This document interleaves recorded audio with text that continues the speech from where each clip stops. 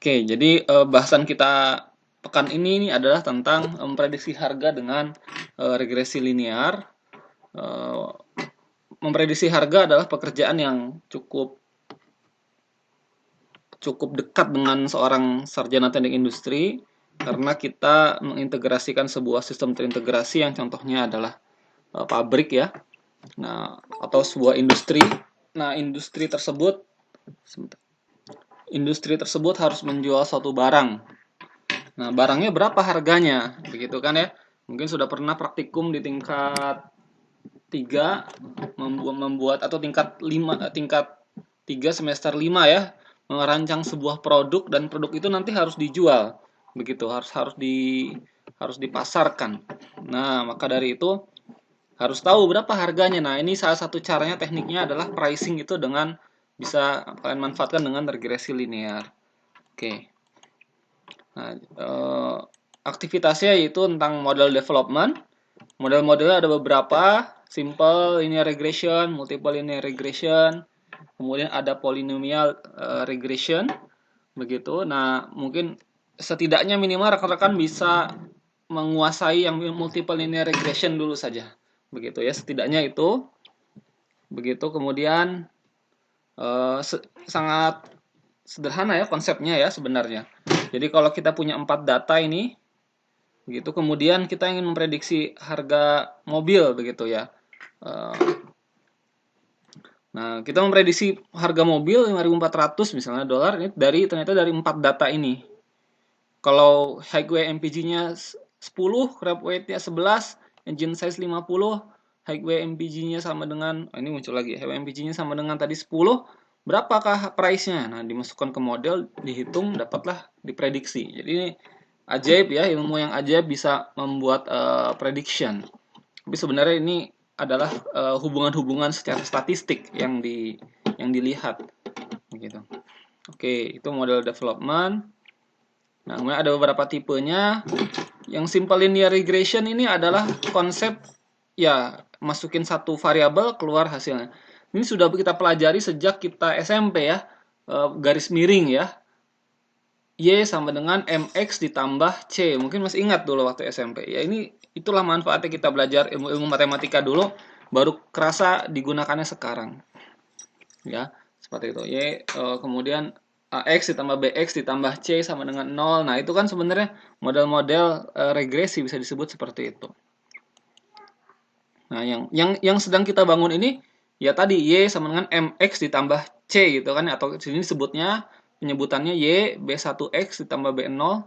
Nah, pertanyaannya B0 B1-nya berapa? Inilah yang sedang kita cari begitu ya. Kita dari 1000 data, dari banyak data, akhirnya kita dapat pola, oh B1 dan B0 sekian begitu. Dan seterusnya sehingga kita bisa memprediksi ya, dapat B0 B1.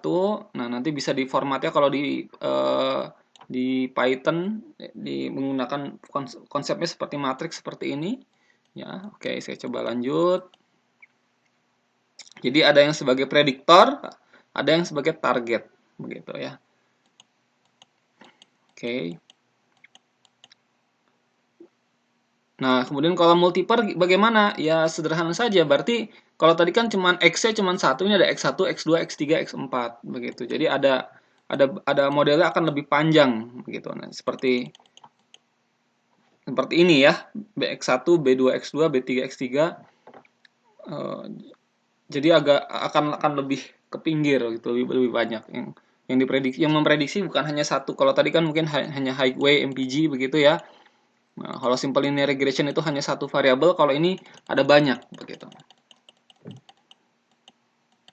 Oke, dan ini ada beberapa teknik visualisasi yang bisa digunakan untuk memahami data kita, kemudian kita bisa menentukan ini cocoknya pakai regresi atau multiple regression atau pakai polinomial begitu ya. Oke, ada distribution plot, nah ini mungkin bisa dilihat lagi nanti. Kemudian ada polinomial. Jika ternyata garisnya nggak lurus ya, garisnya berbelok seperti ini, nah kita bisa pakai polinomial. Nah, jadi bentuk modelnya jadi seperti ini. Yang penting tahu dulu deh sekarang ya, punya wawasan dulu tentang ini. Kalau tidak harus mahir benar-benar melaksanakannya, menggunakannya. setidaknya tahu dulu bahwa oh ada loh seperti ini. Nanti barangkali nanti saat sudah lulus bekerja, kemudian menemukan permasalahan di kantor. Oh ya, saya pernah diajarin tekniknya ini. Nah, teman-teman bisa buka lagi filenya, nonton lagi videonya, kemudian bisa menggunakan yang mendalami lagi. Kalau sekarang setidaknya paham dulu, wawasan dulu. Begitu. Nah, kita bisa menggunakan pipeline. Nah, ini juga supaya lebih praktis ya. Bagaimana? Nah, ini juga tahu dulu bahwa ada teknik pipeline seperti ini, begitu. Kemudian, nah ini kita bisa mengukur sebenarnya data kita bagus atau tidak memprediksi dari error ya. Nah, sebentar. Oke, dari error. Nah, ini kan ada error nih. Garis biru ini prediksi setelah kita bikin model, kita dalam tanda kutip sok tahu, oh kalau X-nya sekian, Y-nya sekian. Kalau X-nya segitu, Y-nya segitu, begitu ya. Nah, ternyata pas dicek di data asli, oh nggak sesuai kenyataan, ya geser dikit lah gitu ya. Nah, gesernya seberapa banyak? Oh, gesernya sebanyak 100. Nah, ini kita sebut sebagai error. Ya, ada kemungkinan tidak ada error akan muncul, kemungkinan munculnya error ada, tapi kita bisa tolerir lah gitu ya, kita bisa terima, nggak jauh-jauh amat gitu errornya. Nah, cuman akhirnya harus kita ukur dong, memang error sebanyak apa yang bisa kita terima. Nah, ukurannya adalah mean square error, begitu ya. Intinya error dikuadratin terus dijumlah gitu aja, di rata-rata, begitu. Oke. Kemudian ada R square. R square itu membandingkan garis kita sebagai prediktor dengan garis rata-rata sebagai prediktor, begitu. Nah, nanti itu dibandingkan. Nah, itu ya. Jadi ini garis rata-rata, ini garis regresi kita. Nanti kelihatan itu ya. Mana yang lebih ya, apakah kita cukup signifikan nggak nih garis linear kita dalam garis miring kita ya sebagai prediktor, atau malah lebih bagus gak rata-rata doang begitu. Jadi kalau ditanya berapa tinggi badan mahasiswa kelas Anda begitu, oh ya tinggal rata-ratanya saja, ya bisa juga kita bilang seperti itu. Tapi kalau kita mau canggih dikit, oh pakai aja regresi. Kalau kita inputkan umurnya, tanggal bulan lahirnya, kita bisa tahu berapa tinggi badannya. Nah, lebih canggih mana nih? Pakai rata-rata saja atau pakai garis miring tadi? Oke. Nah, kemudian nanti ujungnya adalah kita melakukan prediksi ya, rekan-rekan. Kita bisa cek apakah cara prediksi bagaimana ya, lihat hasilnya make sense nggak nih kira-kira. Saya inputkan harga mobil 30, Highway MPG-nya 30, harga mobilnya berapa? 13.000. Oh iya, make sense lah. Kalau harga mobilnya minus, oh ini berarti ada yang salah nih. Kok hasilnya negatif begitu ya. Oke, kemudian visualisasi juga bisa kita lakukan ya. Terus kita banding-bandingkan antara mean square errornya, kita bandingkan dengan R square-nya.